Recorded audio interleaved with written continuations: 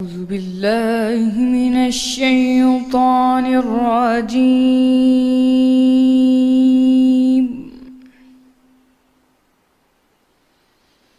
بسم الله الرحمن الرحيم.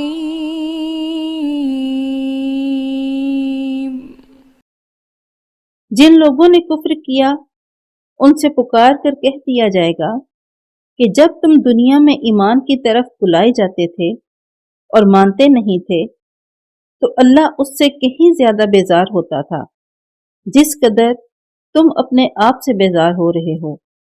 وہ کہیں گے کہ اے ہمارے پروردگار، تو نے ہم کو 2 دفعہ بے جان کیا اور 2 دفعہ جان بخشی، ہم کو اپنے گناہوں کا اقرار ہے، تو کیا نکلنے کی کوئی سبیل ہے؟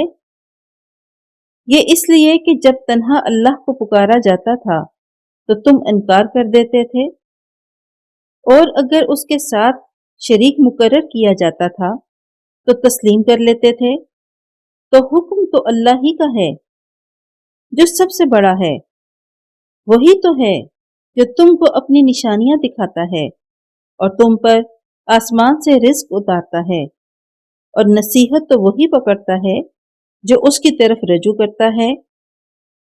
تو اللہ کی عبادت کو خالص کر کے اسی کو پکارو، اگرچہ کافر برا ہی مانے۔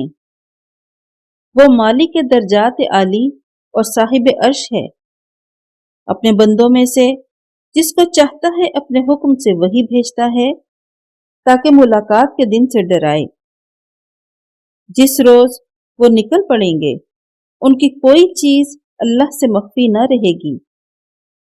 آج کس کی بادشاہت ہے؟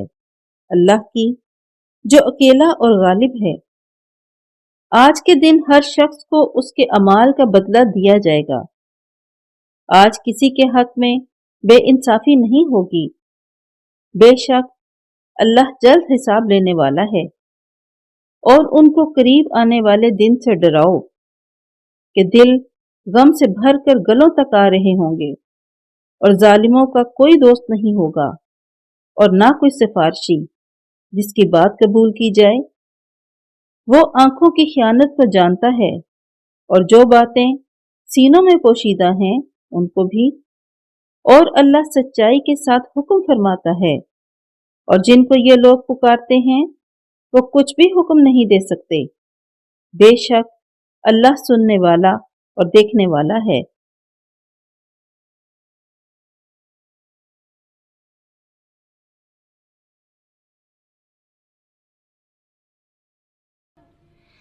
صدق اللہ